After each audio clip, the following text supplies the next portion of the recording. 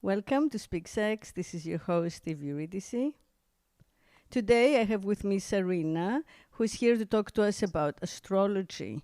Sarina is an editor at Creatrix magazine, which is a feminist magazine that celebrates the creative spirit, and it is run by a woman called Yana Ostanov, who actually practices Vedic astrology, magic, art, and Sarina is also an amateur astrologist. Welcome to the show, honey. Thank you so much, Eve. I'm so happy to be here. What an honor.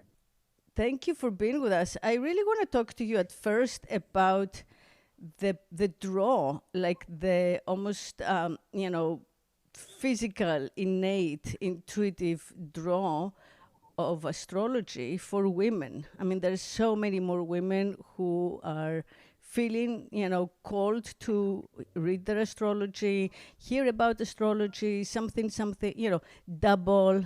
And it has been like that for my entire life, at least. So I think that there is a connection, a bridge almost, that astrology provides between ancient wisdom and pre-modernity and femininity and the present moment where when we're all trained to kind of like act like men, live in masculine time, work as if we were men, function in some kind of like artificial similarity, or that is conflated with equality.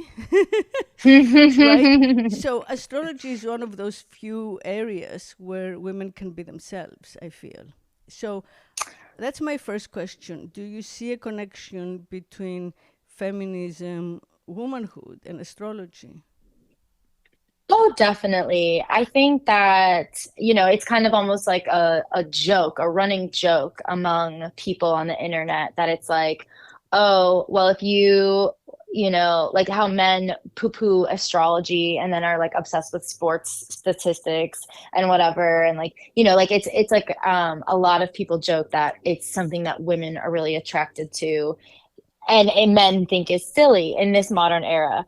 But the thing that I think is so fun about astrology that really draws women to it is that it's like it is a science in that there the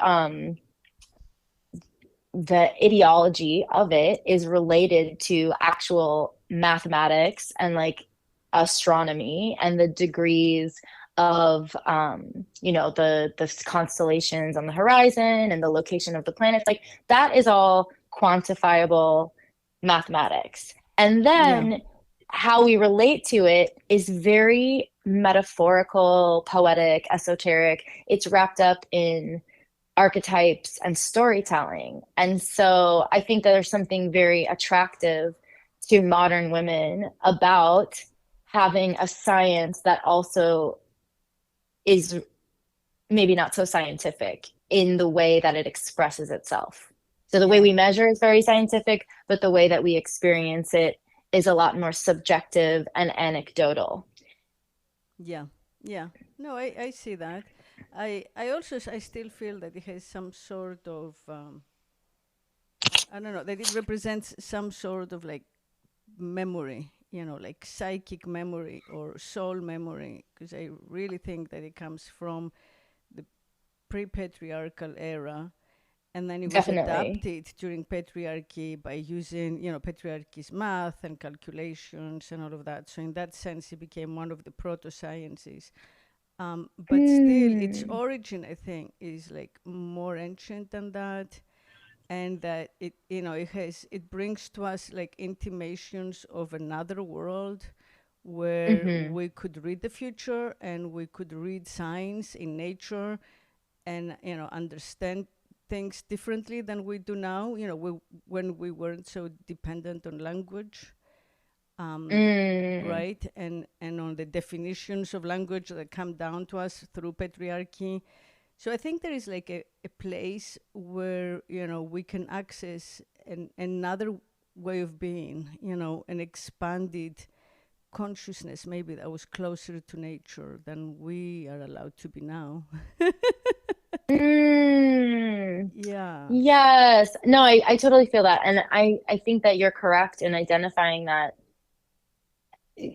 every type of human, and we can even say like pre-human ancestor perhaps, has looked up at the stars and created stories to go, about them, or like felt it.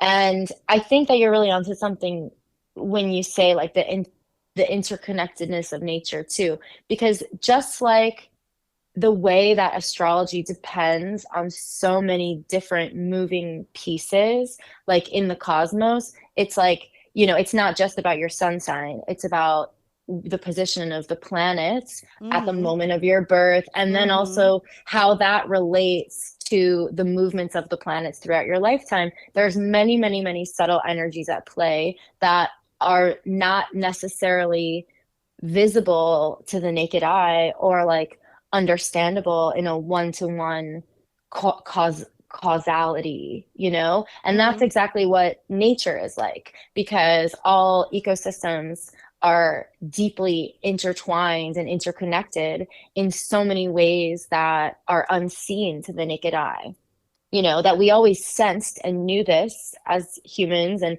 nature does have an innate awareness of herself, because Mm-hmm.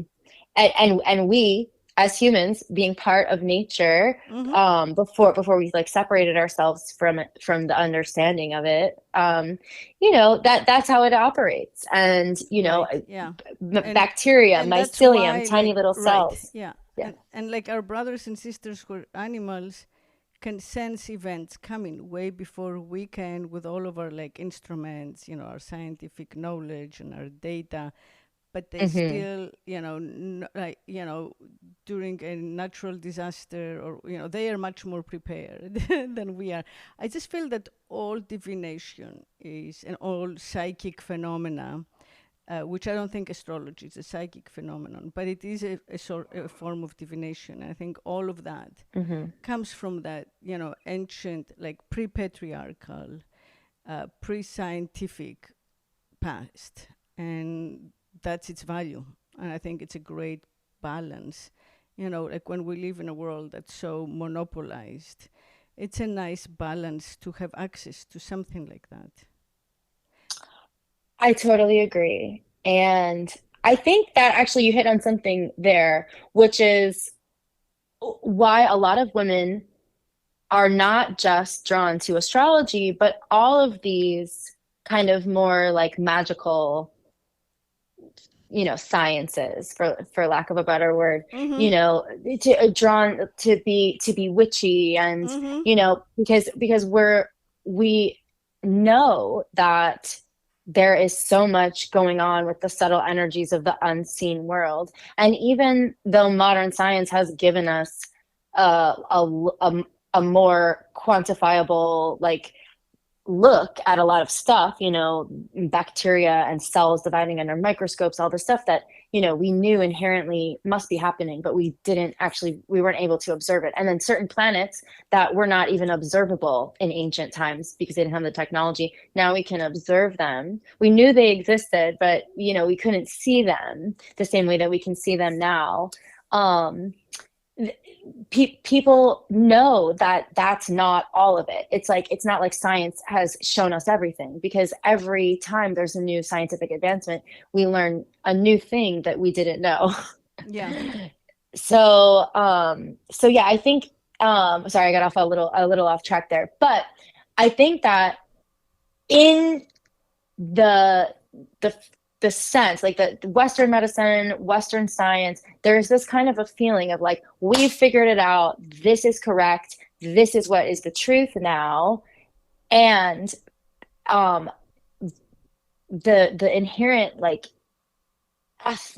ethnographic wisdom and like ancestral wisdom of like ethnobotanical wisdom, like ancient cosmologies, all of these like creationists and stuff have been robbed of, like, they've been taken away from people, and that's been happening for, Well, they have been hundreds of years. devalued, and that's Yes. the important difference.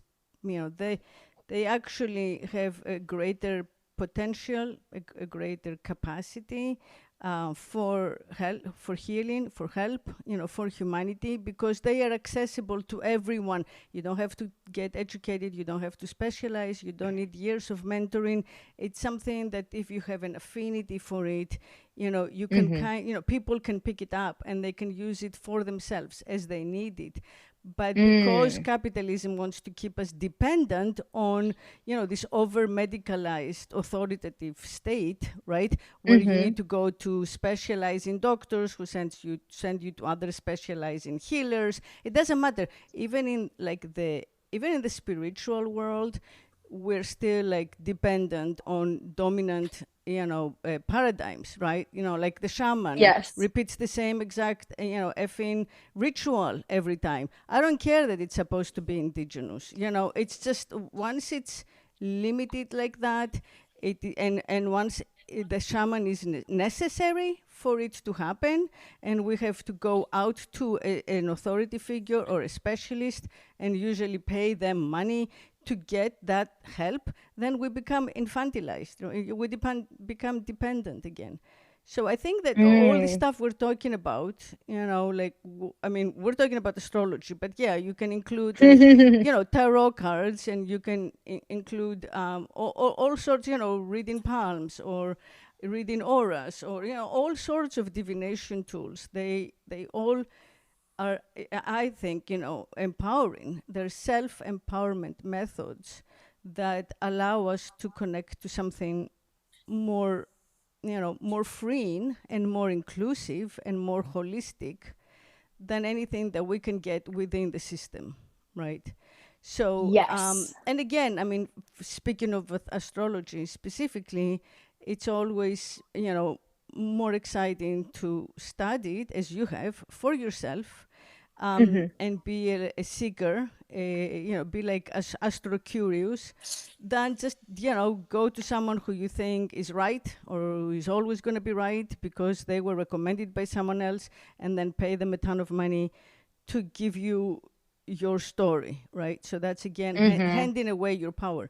So what I want to talk about today is bringing astrology into your life as a personal practice, as a personal kind of like meditation tool, and as an alternative to how we handle life, And I'm going to take a moment and explain how I use it, if I may. I find that, I'm by character too fast, right? I'm very reactive. So when something happens, I want to immediately react to it, fix it, understand it. And if I don't, I feel like I should, otherwise I have failed, my extraordinary capacity, right? That I've been assured I have, right? Well, all of that's like behaving like the masculine, of course. It's like, I go into my mind and I think I can control the environment, or at least, the other person or whatever has happened to me, and understand it and, like react appropriately. So astrology is one of the ways where I reject that and I go to look for other explanations. So, and it always helps me a lot because it kind of takes my focus away from this like masculine, you know, whatever, young energy that's very astringent, right? That wants to condense everything to, to like, right and wrong, 0 or 1, that sort of thing. I get out of that tendency. And as I read about, what's happening today in the planets, like, if it's about a person, let me look at this person's chart. Can I explain something because of where my planets are and this person's planets are? Or, if it's not a person, it's an event. It's like, what's happening right now in the cosmos, and then just by shifting my focus and my energy there, I start thinking about other stuff and I start kind of seeing a bigger picture, a very, very different, alternative picture in which I am not in control, in which I have no say, which I approach like from a place of humility, right? Extremely humble. And once I Mm. get in that space, I allow the event or the person a lot more room to do their thing without it having an effect on me and without necessitating like a reactionary response from me. So it's something that, serves me, how we say like, don't avoid your first reaction or count to 10 or whatever. Like Mm-hmm. astrology is one of these ways that helps me, count to like 1,000. Mm-hmm. Mm-hmm. And the deeper I go into like the possibilities of what's going on and what's affecting what, the further I move from this learned tendency, to react like a dude. Like a master of the universe, where like whatever's going on, I have to like either be responsible for or somehow able to change, you know.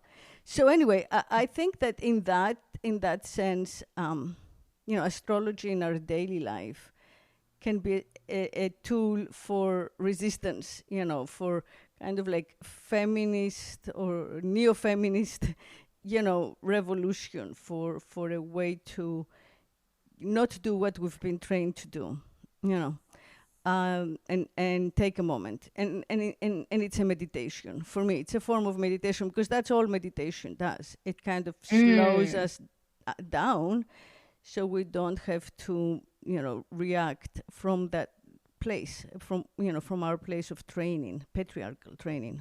All of our training is basically patriarchal, Mm. right? Well, of course, yes. So W- but I want to ask you, before I ask you, I have some more astrology related questions, like, Yes. sex and astrology and, compatibility, all of that. But I want to start with like where we are. If you could give us a sense of like what's happening in the stars right now, what are the planets doing, what era we're in, what year we're in, what month we're in, what's going on? Well, as we are speaking right now, it is mid-March 2024. So the sun is in Pisces, and we just passed the new moon in Pisces. So the moon is now about 3 to 5 degrees of a waxing crescent. So it's a little skinny Cheshire cat smile, and the moon Mm. is growing. And so, when there's a new moon, it's always going to be in the same sign as the sun, because the uh why is that? Oh yeah, because when there is a full moon, it's like the light of the sun is shining directly on the moon. Um, and when it's a new moon, the moon is dark. Hmm. So, So so I think it's like, okay, go oh ahead. yes, Yeah. no, So no, you go. no, I just want to get the bigger picture first. So we're in Yeah. Pisces. Yes, the sun is in What's Pisces. happening with the great, what's beyond the moment, this month? Like what's happening with the year? What's happening with the era? Um, the So quarter? we've been since 2008. Uh-huh. Pluto has been in Capricorn, which is the Pluto return of the United States. So, like during the American Revolution, Hmm. it was the Pluto was also in Capricorn. And so now that the US is in its Pluto return, that's a very interesting thing, because it actually, your Pluto return portends death and rebirth Hmm. and forced destruction of things that have outlived their time. Hmm. And as we are seeing that there's been huge pushback against long-term institutions in the United States, there's been lots of like changes. And so Hmm. Pluto as an outer planet, it's related to like what's hidden underneath. And so we Hmm. can talk about during the American Revolution, there was monarchic colonial rule, Hmm. and the people who were the colonizers who were living over here in the US didn't want to pay the monarch anymore. And so they had a revolution. Mm-hmm. And so that kind of began the Let's call upending. them the Oh, yeah, settlers. the settlers. Yeah, the Yeah. settlers. So Okay. so they that began Because actually like, they and were immigrants after all, and they were most of them were rejects. So well, like the word that's colonizers uh, seems too strong for the kind of ragtag, unwanted, characters who ended up in America. Like, of course, the ones, they were sent by the colonizers, with a mhm. colonizing army to kind of rob a place of its resources and send those resources back to the king and the queen, right? So all of, Well, when I and said colonizers, I meant yeah. more like the founding fathers, because they were totally like, they're the ones who like funded the revolution, right? Like, of course, the ragtag, Yeah, there's like a lot indentured of servants, like, yeah, they fought exactly. there. And also like a lot But of the Puritans were exiled, a lot of the, in oh yeah. general, like the Reform Christians of all kinds, were sent, Hmm. had to come out here because there was no place for them in the mainland, and so on and so forth. So it's not like, yeah, I just don't want to like call them all colonizers, especially, the people. Mm. So it seems to me that the colonizers, um, it serves as well to call the leaders of a people colonizers, if that's what they Yes, do. well, yes, that's who I Like, was referring to. That's what are I was we, referring. are Yeah. we all in this moment, like 300 million of us, imperialists? No, our, No. our effing leaders are, but we don't want to be, right? Right. So No, but yeah, Eve, yeah. that's what I meant. Like, who starts Okay, the good. war? Yeah. Not me, Ah, not okay. you. Exactly. Yeah. Yeah. Thomas Jefferson and Yeah. Thomas Yeah. Jefferson, definitely Yeah. colonizer. Yeah. You know, So totally. anyway, so Yes. yeah, so last time Pluto return was Well, similar that in was the Capricorn. US's birth. Pluto was Wow. in Capricorn, the Mm. US was born. So, and also I believe the French Mm. Revolution was happening concurrently, if Right. I'm not Yes. mistaken. Right. Yes. Yeah. Yes. 1789. Yeah. Hold on. Let me look up when the Haitian Revolution was. Oh, the Haitian one was around then too, but I don't know how long Pluto. Like, 1791. Also during Pluto and Capricorn. wow. Cool. And it's happening again now. Haiti And is it's happening also again now. like America, and France a little bit, but there is always hope. The farmers will like take over after all, Well, and yeah. So in yes. France, I mean too. So anyway, so Yes. that's so Trump may win, or at least close enough to create like a big event. Yeah. The thing about astrology is it doesn't say like what's gonna happen. It can't predict but it can predict the flavor, or Mm. it can say like tension is possible because these sectors of the chart are being activated. Mm. And so in the case of like Pluto and Capricorn is an earth sign. I believe it's cardinal earth, but it's an earth sign that is very grounded in the structures that create the day-to-day experience. So it's Mm. Capricorn is methodical. Capricorn, it's ruled by Saturn, so it's about Mm. timing Work, and work. work Yeah. Processes. processes. Yeah. Yes, and systems and functions and Mm. containers, cultural Mm. containers, ideologies. So that's all that. So then Pluto, of course, rules the underworld, the unseen, the Mm. inner coming out. And Mm. so all of the things that have been All the hidden things that under we have been behind the scenes up, related right. to those, All the stuff related we've to been structures. oppressing, suppressing, repressing. Exactly. Yeah. Coming out. Yeah. And so yeah, so Pluto and Capricorn it just means conflict around those areas. We can't say where the chips will fall. But I Yeah. think we can see that since 2008, we've been experiencing, at least in the US with Pluto and Capricorn, with our return, upheavals around the way that the economy functions, the way Oh that yeah. Oh yeah. we govern, the way that we deal with, Oh you know, yeah. pe- people, the you know, and I think for me, actually, my fear of what is coming with this Pluto return is like a crackdown in like more martial law, like Martial law. martial. Uh-huh. Yeah, like the cop cities that they're building. Mm-hmm.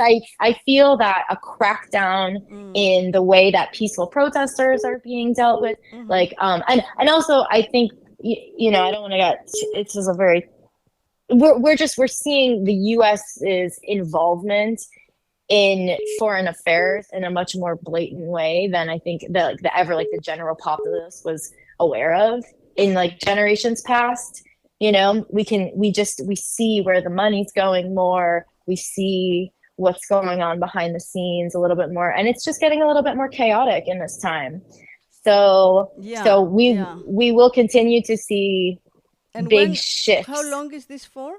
I mean, this return, the Pluto in Capricorn lasts how many years before it's complete? Let's let's look it up. I'm not exactly sure. Mm-hmm.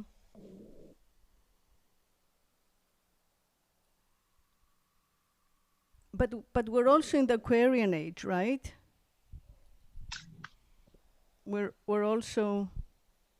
We culmination of Pluto and Capricorn, and now it is shifting into Pluto in Aquarius. And so actually that's very interesting that that AI and all this technology is coming because Aquarius is related to more ethereal wisdom and like you know like alien downloads and like the completely non-concrete as opposed to Capricorn, which is very grounded in the concrete and the material and systems functions, and Aquaria is more like quantum. And so it's interesting that we had this like quantum leap with the AI technology right as we're about to shift. Hmm. And the age of Aquarius is actually like debated. That like some people say that it comes at the end, that we're shifting into it now at the end of the or will be at the end of the 21st century.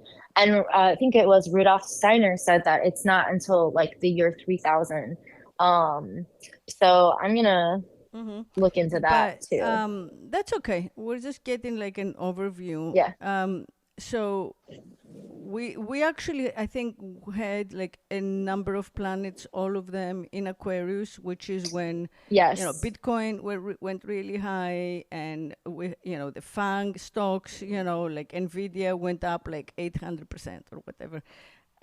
But now it seems that a lot of these planets have moved into Pisces, which is Mm-hmm. always a more chaotic time, I think, because Pisces is every point of view, right? So like Mm-hmm. Pisces can identify with really everyone and everything, so it's really all over the place in a sense, like the ocean, very oceanic, like it the Touches everything, right, the every river, biome. exactly, it flows through, and the river that takes everyone in, and keeps going basically. So but what is your sense for uh, what's happening, what's coming up, what's happening the rest of the year? Where are the rest of the planets as you know it? Well, we at the end of March we have our first Mercury retrograde. Actually, our first retrograde of the year is going to be a Mercury retrograde, and we have had the first couple months of 2024 retrograde free, which had been a long time since that had been. But in my personal experience, I did not really feel, I felt like I didn't really feel things moving forward for me personally. But that was just my own anecdotal experience of it. It was, I was joking to someone the other day. I'm like, there haven't been any retrogrades this year. And yet I feel like it's been Mercury retrograde the whole time. But yeah, so we have the first Mercury retrograde coming up at the end of Pisces season. So it'll be like the majority of Aries season. We're going to be in a Mercury retrograde. And and then absolutely. Because Yeah, a yeah. lot So of I'm people look to astrology, to find if they are compatible with someone, or sexually or emotionally compatible. What do you think about that? well, I definitely believe that that's real. As astrological compatibility, it's not just based on sun signs. Like when people say like, oh, compatibility, it's not real, like with astrology. I think a lot of times that they are saying it's more complex than just looking at your sun sign to sun sign. So but there, yeah, you know, there are cultures still like India, with like a billion people, where you don't get married to someone unless your charts are compatible. right. And Yes. they They say, use the Vedic uh-huh, system, uh-huh, yeah. and they look, I think that that system looks very heavily at the moon, um versus like here we look more at like sun and Mm-hmm. rising and Venus. But yes, no, I think that it's definitely, in my own experience, it absolutely applies. And in understanding the way my own like brain and emotions work. So I will give a personal example.